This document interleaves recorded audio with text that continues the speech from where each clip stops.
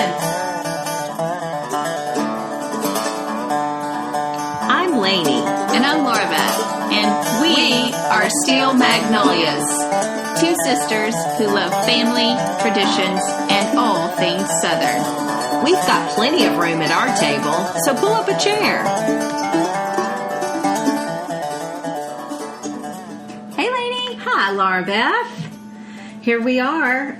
It's so funny. I sometimes want to do a fun teaser on what the episode topic is going to be, and then I got thinking, well, they see it before they hit play. I know. So drum roll, please. Oh, yeah, you already saw. So you already see what it's about. But let's start with barbecue. Yes. Is a verb, or a noun. In different people's mind, it's a verb or it's a noun. Okay, so you're just jumping right in. That's good. I just think this needs to be something discussed. that we need to discuss. In the South, barbecue typically is used as a noun. Right.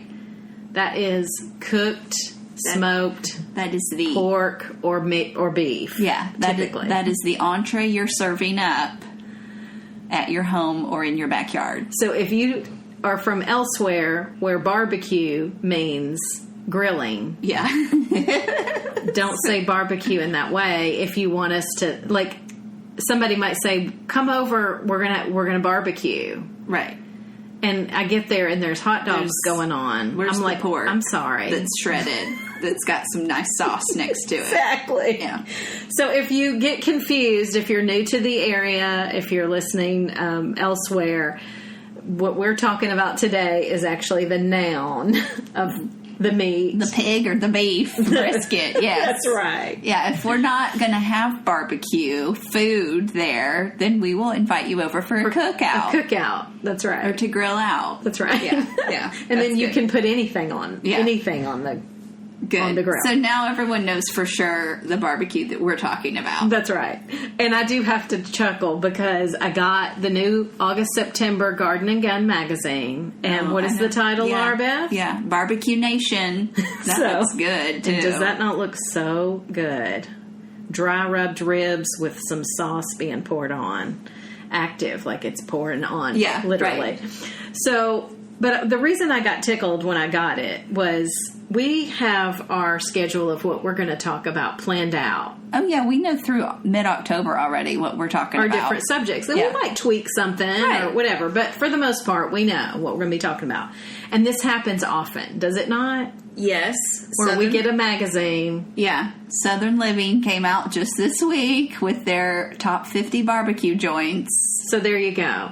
But I don't want to get frustrated about it because it also says we're talking about what people have on their mind right now. Yeah, we're immersed in Southern culture because we're from here, we live in it, so we know the seasons to talk about this kind of stuff. Also, in this Garden and Gun, you would laugh, in the back, there's an article, a particular chef talking about tailgate, what his tailgate must. So we don't necessarily take all of our cues from publications. Now they're in print, so they've probably planned out even more in advance than we plan. But we didn't know that. And so it's all good. It's all complimenting the Southern culture that we love. Exactly. Yeah. But I just had to address that because I thought, are people going, oh. Did they just get their issue of their Southern publication? And so they came up with the subject? Like, what's the cover story? We should talk about that. Yeah. No, we don't do that. In fact, I'm not sure I'm even going to address anything that is in that episode, in this issue, but there's some gorgeous pictures that made me really hungry. They always have pretty pictures.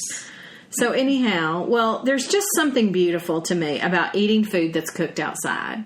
That's true. Yeah. I don't know. There's just fire seems to bring people together. Yeah. And there's also like a casual environment that I feel like causes people to let their guard down. Yes. It's not fancy. More so than a fine dining experience. That's right. I wholeheartedly agree. So I love this topic, and I got again giddy, just even in thinking through. Again, Lainey's glowing today, just like she was for the tailgating episode. So funny.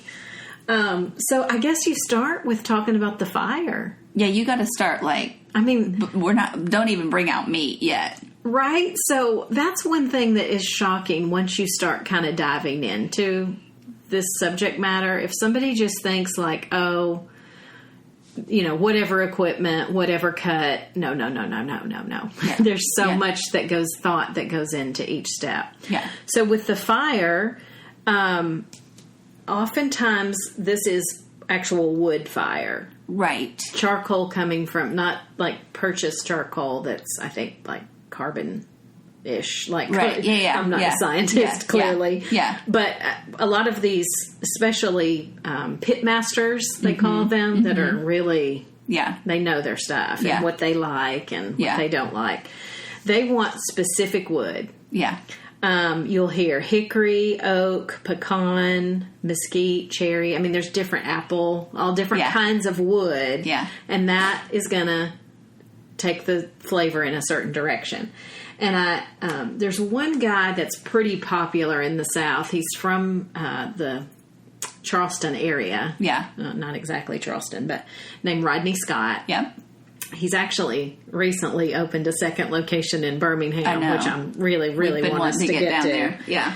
But anyway, I wanted to quote him because I thought this was interesting. He says, start with logs. I use pecan, hickory, and oak. Pecan gives meat a nutty flavor. Hickory adds that classic smoky outside flavor. Mm-hmm. Oak and hickory together create a flavor that's indescribable. There's something about the two that just makes great barbecue. And he actually starts his fire in an old steel drum with the top cut off. And it has like a little, actually, let me back up. I watched an episode. There's an old show on Netflix called Mind of a Chef. I love that show. Okay. So I much. haven't seen that. I've heard you talk about it though. I love that show. And it's, there's an episode of Sean Brock talking about low country cuisine. Yeah. And he and Rodney Scott do a whole hog barbecue. Wow. And it is fascinating to watch. So if this is of interest to you, you might want to look that episode up. But anyhow, so I actually got to see this actual steel drum where he starts his fires. It has a little cutout at the bottom where he shovels the coals out to put under the pig where he's cooking it. Wow. But he wants that specific wood fire, those coals to go under the pig. So anyhow, I have an old steel drum with the top cut off, a doorway cut out of the bottom, and a truck axle in the middle that holds the burning logs. To get the wood going, we put a little paper on top of the axle under the logs and then light a wad of paper beneath it. Within an hour or so, we have coals. I keep my logs stacked high so I can use fresh cut wood because the burning wood on the bottom dries the stuff at the top of the stack. Wow. So what I think is interesting is while there's a lot of thought that goes into this, it's not fancy. It's not. That sounds like a homemade science project. Exactly. Yeah. So, and I love can we get this to really light? And a lot of the contraptions that you see people cooking or smoking you know, meat in are pretty basic. Yeah. So, anyway. We have a friend, Matt, that made his own homemade smoker. I'll have to put that up on our Facebook and Instagram page. He made a great smoker from a steel drum and actually brought it over to smoke our turkey for Thanksgiving. $25. He said it cost about $25. Now you gotta really, I mean, I wouldn't tackle something like that because I don't enjoy putting something like that together, but if you're a dude that likes to build, like that messing might be around a fun with project. stuff, yeah. I read that Rodney Scott cooked his first pig at 11 years old. Now, he's probably watched generations do this. He did. His dad said, I need you to cook this whole pig. And, left him. But he watched his dad do it. But, I'm trying to picture 11-year-olds that I know cooking a whole hog. That's so young. Yeah. Yeah. So, but I guess if you've been watching, you've kind of been picking up some of the things they have to do. Yeah. But the whole idea of anything's head needing to come off is I'm out. No. Yeah. I don't even have to say for those reasons I'm out. I'm going to talk about this today. I'll make the heck out of some sides. I was going to say, y'all need some sauce? Yeah. But I can't. So I cannot bring myself to do this the way these chefs and pit masters do. Well, and it takes this is no joke. Like watching that, you have to flip that whole pig in the midst of the cook, you know? So that kind of stuff is tricky because it's not just a one-person deal. Right. And also a lot of these pit masters, I mean, obviously these things are in outdoor conditions because they don't want to burn a whole restaurant down. It's not like this is in an air-conditioned kitchen. We're talking about hot. And space, even. The spaces that they need. A facility that would be roofed to cover this sort of contraption or multiple contraptions would, Yeah, and I wasn't even going to talk about this, but weather conditions. Right. I mean, it's got to be a little different if you're cooking this in the snow and the rain. There's things you have to do a little differently. And when you're cooking something for 18 hours sometimes. Right. Yeah. You're going to hit some different conditions. It's not like it's a pretty day. Yeah. Afternoon. Yeah. So that's all things that have to be taken into consideration. Another thing that is just a surprise to me is just how detailed some of these chefs, like a Rodney Scott, are going to be about their meat cut that they get. Now, get this, Laura Beth. I bet you didn't know this. I definitely didn't. Okay. They can tell when they're like even a good butcher. Okay. Can tell if I'm going to use an example for a brisket. Okay. If a cow was a righty or a lefty.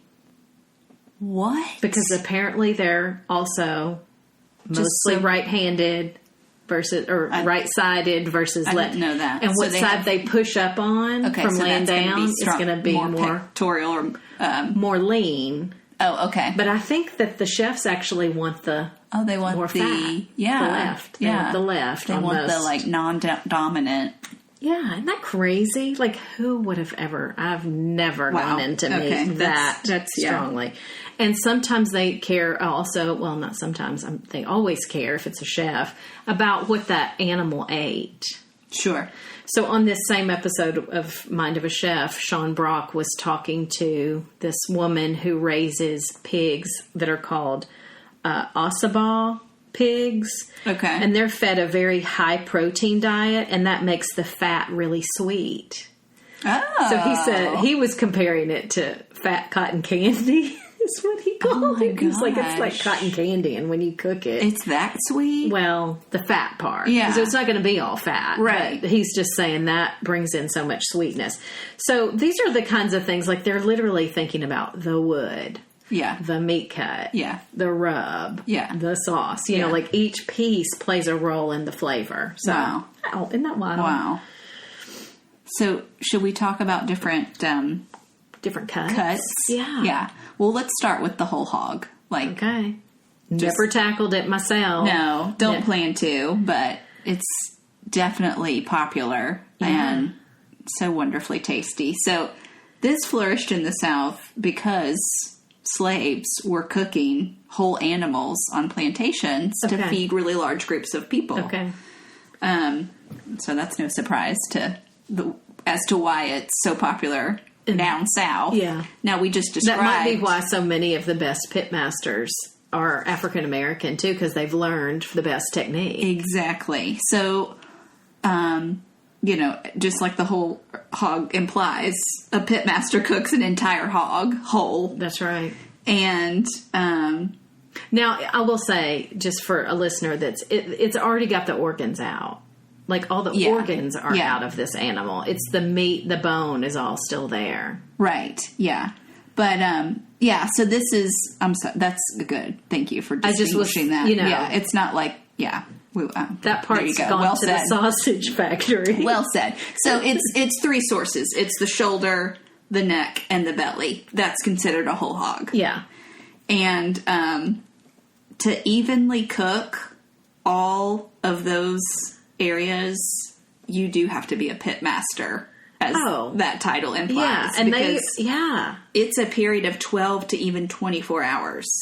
And I've read pitmaster after pitmaster talk about how tricky it is, because this whole thing has to be flipped too. Well, and you're managing fire, you're managing all the heat. Yeah, keeping it at the right temperature. There's 3 different cuts, so they all have their own different idiosyncrasies.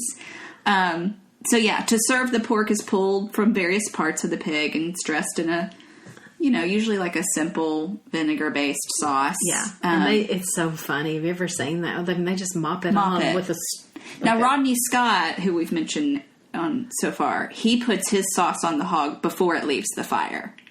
Yeah. Because he thinks that that's really what sets his barbecue apart from others. Okay. Not everyone does that. Okay.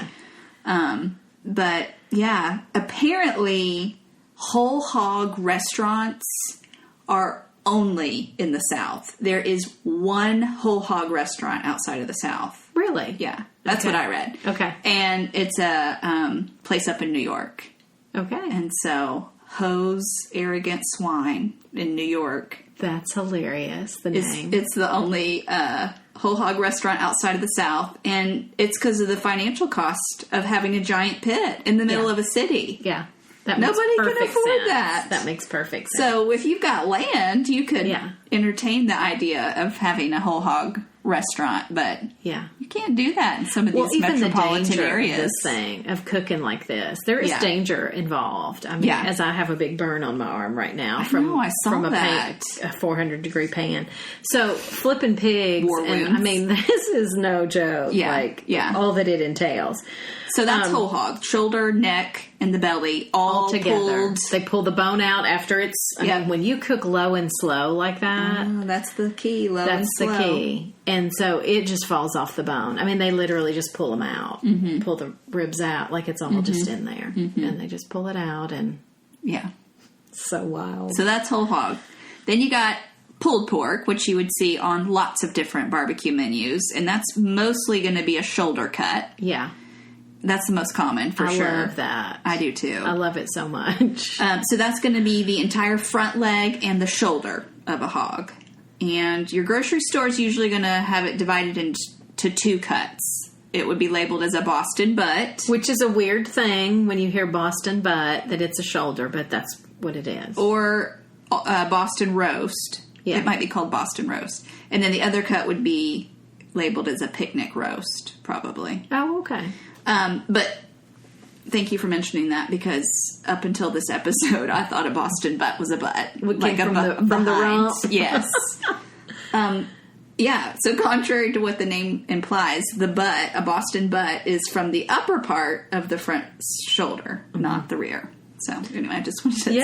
since I've always thought that, I thought there's probably others that thought that too. So anyway, you would liberally, apply a rub to one of those cuts, probably a Boston butt, and you could wrap it overnight and refrigerate it overnight, and then cook it after that. So that would be a pulled pork sandwiches, pulled pork plates with sides. Both of those are really popular on barbecue menus. Yeah, I love a pulled pork sandwich that has some vinegary coleslaw on it. That is good. On the sandwich? On the sandwich. Now, see, I've heard that described as Memphis style. Okay. Once you put the coleslaw on it. On the sandwich. And I even like that Alabama white sauce, but we'll get to that. I know, That's good on the sandwich, on a pulled pork sandwich, too. Okay, just a couple more. Brisket. Everybody's probably heard of brisket. So that's actually going to be beef or veal. I've only had it as beef. Yeah. So that's going to be... Veal makes me kind of sad. I know. So I don't do that. But a lot of people, like even that celebrate Passover, do a veal brisket. Yeah. Okay, so the brisket is going to be from the breast or lower chest. Yeah, and it's important the fat amount you have on that, and what side do you put down on that, and just, I mean, these guys that really, and women that know what they're doing, and they're even cutting it certain ways for the smoke to get in it. That's true. I'm not that good to know all of that. Angles of and how to cut different things. It's fascinating to me, though. You can get a lot of meat. So imagine, I'm puffing up my chest right now as I'm talking about this. Imagine the pectoral coverage that a cow has. Yeah, that's hefty. It is. So you can get a lot of meat. Yeah. Out of that, I just can't believe they can tell if it's a righty or a lefty. If that's they know weird. if they're seeing both. I want to see somebody do that. But then again, what is the cow going to do at that point? Prove me wrong, right? But you see what I'm saying? You'd have to see both. Yeah, you wouldn't be able to look at one and know that, but you would know, clearly this is the side that's more muscular. Yeah, so crazy. So brisket, as we've mentioned, oh my with goodness. the other pork, cuts. I still have slow cooking. Yeah. Slow. I have a funny brisket memory. I went to massage therapy school in Atlanta, and my precious classmate Marla was from Texas. Oh, that's where brisket really thrives. And her mom and dad brought a amazing brisket from Texas with them, and then cooked it at her place at for our party after graduation. And I mean, Dad still has mentioned it a couple of times. Remember that brisket? Serious? It was so perfect. Wow. And I think it's so funny because Marla ended up marrying the guy she was then dating, and they've been married for years. In fact, their kids are like going to college now. But anyhow, Marla's husband was military, and part of their life with young kids, they lived in Korea. And he learned how to make Korean barbecue. Are you and serious? Now this is what they're back in Texas, and he makes Korean barbecue with kimchi on the taco. So we just talked about kimchi. We're talking about barbecue, which Korea has its own kind of style of spices that they cook their barbecue in. And so he's making these tacos, and apparently it's doing well in Texas. So isn't that fun? That's cool. Well, I have a fantastic crock pot recipe for Texas brisket that I'm going to put on our socials this week. Slow cooking in the oven. In a crock pot. Oh, in a crock pot. Yeah, I'm sorry. Mine's a Dutch oven. Yeah. I have a Dutch oven one. Yeah. Okay. So, good. It's an 8 to 12 hour cook on low. In a crock pot. That's awesome. Yeah, so I'll put that up on our socials this week. That's easier in the rain, in the snow. If you don't have a smoker. And, and then the last cut would be ribs. Oh, yeah. So ribs could be, that could be pork, beef, lamb, venison. But the rib usually refers to, like, the less meaty part of the chops. Yeah, and it's often cooked, like, as a slab. Yeah. And then you'd hear, like, half slab or a full slab. Yes, and it's so good when it falls right off the bone. Yes. I tried to tackle that was that 4th of July? And mine were not, mine were a little too chewy, I thought. I cooked them partially wrapped up in foil with the apple cider vinegar and all that, but I just felt like they were still a little dry. But anyway. All of this takes practice. It takes so much practice. So I even really like that the term pit master is in use because I feel like they deserve that. It's a recognized title, and I feel like that they should be a master. And I love that such a difficult thing to get to. I agree, and I love that some of the hoity-toities see it as such a skill too. In fact, there's been Rodney Scott, who we've already mentioned, did get a James Beard Award as best chef in the Southeast. Yes, and I believe that Aaron Franklin. Yes, you're right. Has gotten a James Beard for was it Southwest? I can't remember. Maybe best chef, but those are the only two. Okay, I believe that have gotten James Beard Awards. Okay, for being a pit master. Yeah, and they are good, both those guys. Yeah. So anyway, I'm glad that the hoity-toity elite group is recognizing this as true skill because it is. Yeah.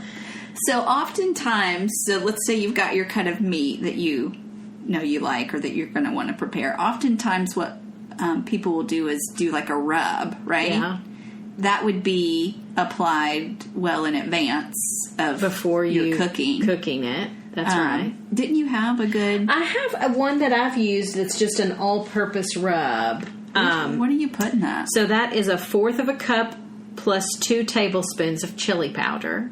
Hey, okay. 2 tablespoons of ground cumin. Okay. 1 tablespoon of dried oregano. Okay. 1.5 teaspoons of ground cinnamon. And 1.5 teaspoons of kosher salt. And that kosher is important in that because you want it real coarse. Coarse, yeah.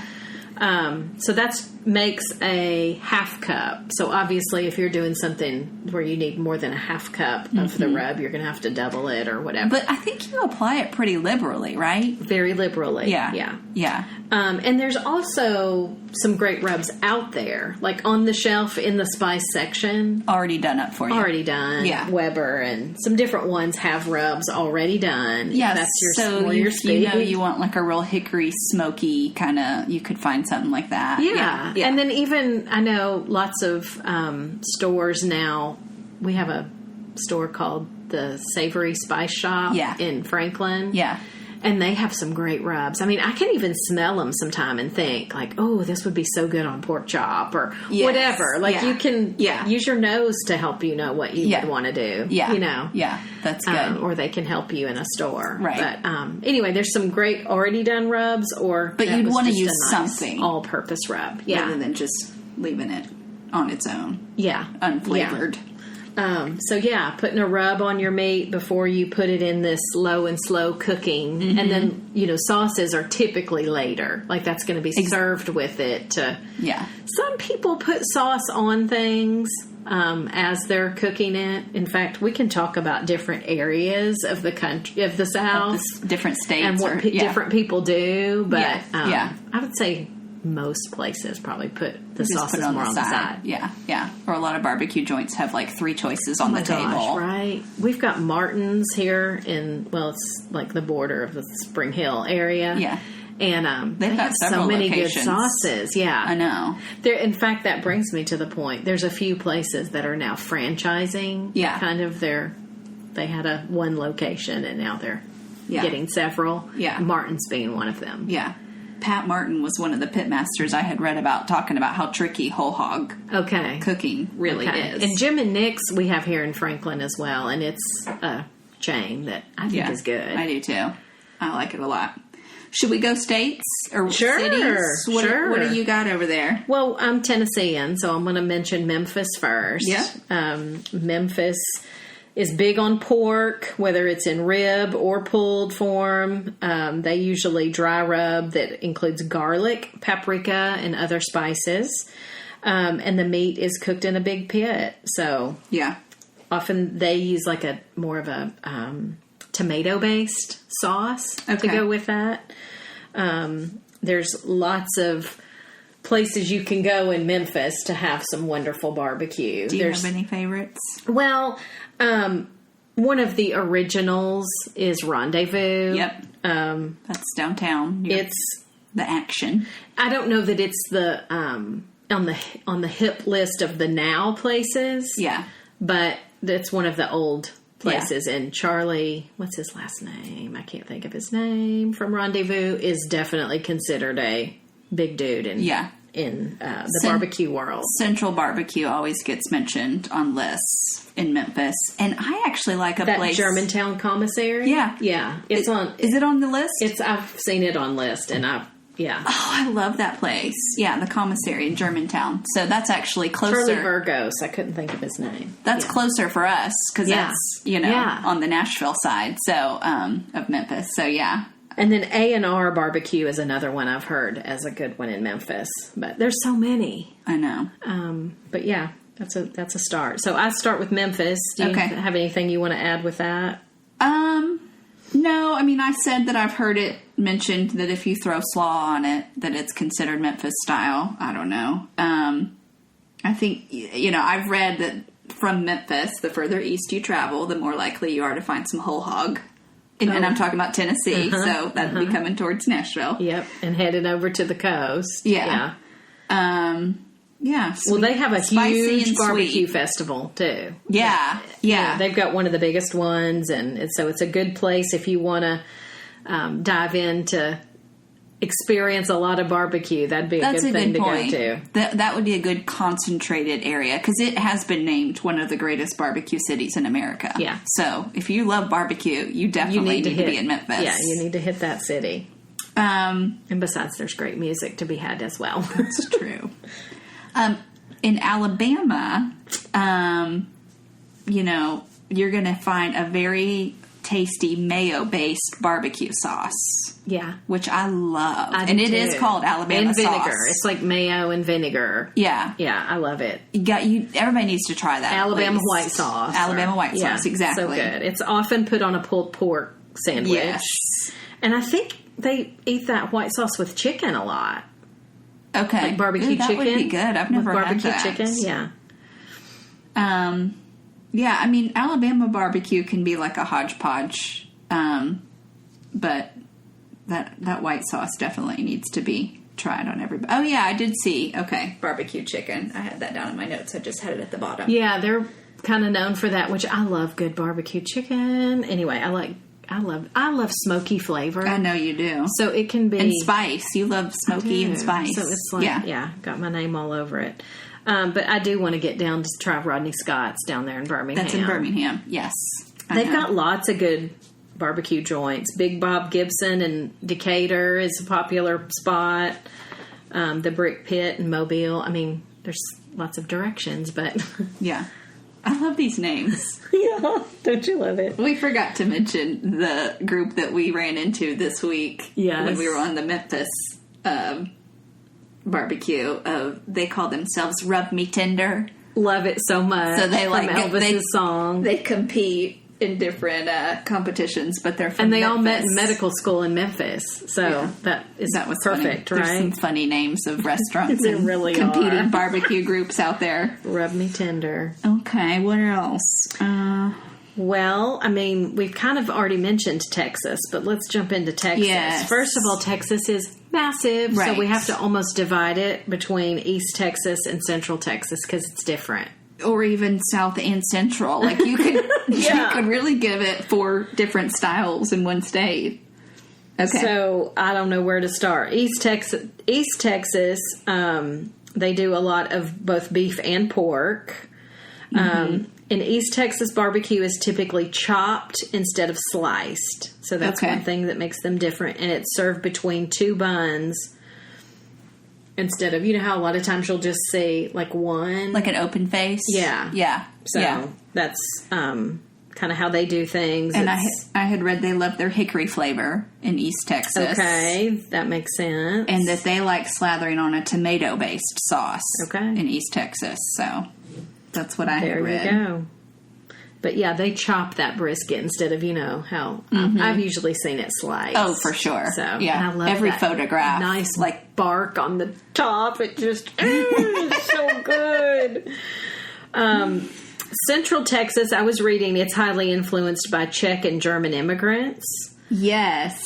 Has a huge number of meat markets that serve heaping portions of brisket and ribs smoked over pecan or oak wood. Okay. And you may even see them putting some smoked sausage. And sausage. That's right. Like making a platter out of it. Yum. I love those when you go to a really good barbecue place and you get like the sampler that has a little bit of everything, of the, pulled pork, the brisket, the sausage. That's kind of fun to just share with somebody so you can kind of see how they do different things. Yes. Yeah. So that's Texas. I mean, their bigger is better on everything in Texas. So yeah, they also are really big into dry rub. Okay. So not putting a lot of sauce on stuff, but making great it dry great rubs from the beginning. That's right. That's cool. And obviously the fat that's in meat is really important, and Texas likes a lot of that in their low and slow cooking. Mm-hmm. They've also got a lot of influence of just some of the Mexican culture that you're going to see, like I mentioned, Marla and Blake doing the Korean tacos. Yes. So you're going to see a lot of that influence into their barbecue as well. That would look very unique. And they do some down there. I've not experienced this. I've only seen it in chef shows I've watched and stuff. But they do a lot of wonderful, like Mexican breakfast things where it's like eggs with spices and pulled pork and all of that. That sounds very good. Yeah. That's a packed really protein hearty day. Exactly. Wow. That sounds really good. Mm-hmm. I'm kind of getting hungry I know, just talking about all this. Breakfast. Oh my goodness. Okay. You want to go Kansas City? I know that's kind of pushing the line on being Southern, but it's considered. There are like whole books on just Kansas City barbecue. It's a huge deal. So you want to start there? Or you want me to jump in? It's often tomato and molasses based sauces. Yes. So that's common there. Side dishes are really important. I think that's important everywhere, but they love baked beans next to their. Okay. That's funny because there's like that brown sugary kind of molasses sort of taste in baked beans. That's so true. Common thread there. I read no meat is off limits. It's a meat packing hub, so you see all different kinds of meat. They often like the hickory wood to slow cook their meat. Burnt ends is really important in Kansas City. I've heard that lots of different chefs talking about their brisket needs a lot of fat, and like that makes those burnt. Okay, those nice burnt ends. Okay. Haven't been to Kansas City. I've heard of Oklahoma Joe's. Is a popular spot. Gates Barbecue has multiple locations. And Arthur Bryant's Barbecue in Kansas City are the ones I've heard about. So okay. Oh, and I didn't mention when we were talking Texas, because it's just so massive. I didn't mention any of the places. In Central Texas and Austin is where that Aaron Franklin has Franklin Barbecue. I've heard of Franklin Barbecue because that obviously always stands out to me since we live in Franklin, Tennessee. And he's a young guy. Wow. Been doing it for a long time. Yeah. So, and started small. And in fact, I think he started in a food truck. Wasn't a moving food truck. It was like a stationary. He had like a line of guys working, but it was out of a mobile truck. A mobile unit. And had like little picnic tables. And it's just gotten big. So it was, and he was talking about, I remember hearing him talk about like what long hours. Oh, it is. I bet. This is long hours, cooking this long, and you've got usually teams that have to watch it. Yeah. Because the smoke, the fire has to stay stand there for 12 hours. Right. Yeah. Sometimes 18. Anyway, yeah. The Carolinas. I was going to say, so North Carolina I've heard referred to as the center of a vinegar barbecue universe. Oh, okay. They're not messing around. So Eastern Carolina would embrace like traditional whole hog cooking. Their pitmasters would probably add a spicy vinegar-based sauce that's similar to mixes of like vinegar, salt, pepper, ground red pepper. In the Piedmont region, the vinegary sauce also tends to include ketchup or tomato. But yeah, I've heard Bill Spoon's Barbecue was named in a top 10 list that I was looking at. So I usually hear it divided Eastern style and Lexington style. Have you heard that before? Yes. Those two those are the two different styles. They both prefer pork. Yeah. Should be brushed with a spice and vinegar mixture while cooking and served with a ketchup-based sauce is what I read. Anyway, Eastern proponents use the entire pig, whereas Lexington tends to use just the shoulder and ribs. Okay. That's what I saw as the differential. But then we got South Carolina. Yeah. It's different. So they're going to be slightly sweeter than their neighbors in the north. Let's see. And the sauce is usually mustard-based. Mustard, brown sugar, vinegar. Yeah, so a little sweeter and tangier. That sounds so good to me.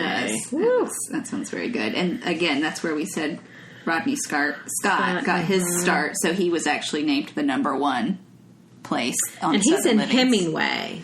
Yeah. Which is not actually That's not Charleston. but it's close. Yeah. There's a Right on Q, which I think is a cute name. Oh, fun. In Charleston and Jackie Heights in Leesville. But gosh, there's just great barbecue to be had. There is, all over the South. Yeah. All over. There should be little, in Memphis, Kansas City, and maybe South Carolina and Alabama, they need to do barbecue tour. Like a barbecue trail. That would be so fun. Yeah, a barbecue trail, for real. Yeah.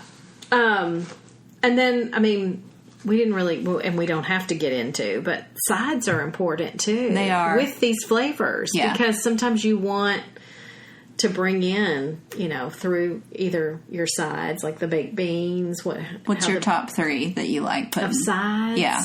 Well, again, it kind of depends on what am I eating. If it's a sandwich, I love when it has the coleslaw on it. Yes. But I love baked beans. I love mac and cheese. I do too. So much with it. I'm getting into, this is kind of new for me, because I think I've never really liked pickled things and stuff like that. But I'm starting to like that tang of things that are like kimchi or different relishes. Some of the pickles kinds of things, the pickled things they'll do next to. Yeah. Not that I would just want to eat that. Right. But like mix it. With the flavor, it just works. Yeah. So. Yeah. I'm going baked beans, mac and cheese, and cooked apples. Oh, cooked apples are great. Or if I'm feeling like mac and cheese would be a bad decision because I need to watch it, then I'll put in green beans instead. Yeah, and then there's some, again, we've talked about this before, you see regionally different things. Are they doing okra? Are they doing,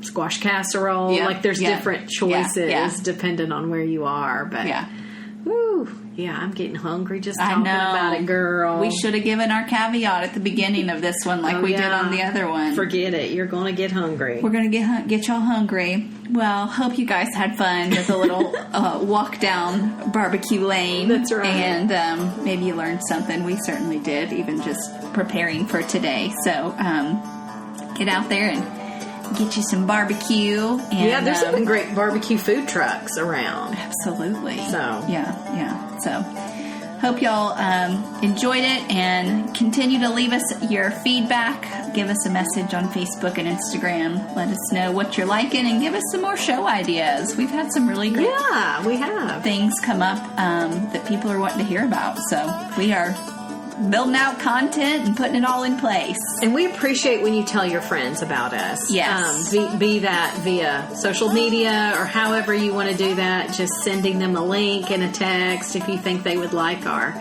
content. But we're trying to spread the word, and it helps when you help us do that. Yes. It means more coming from you. That's right. So, all right. Y'all take care. We'll see you here next time.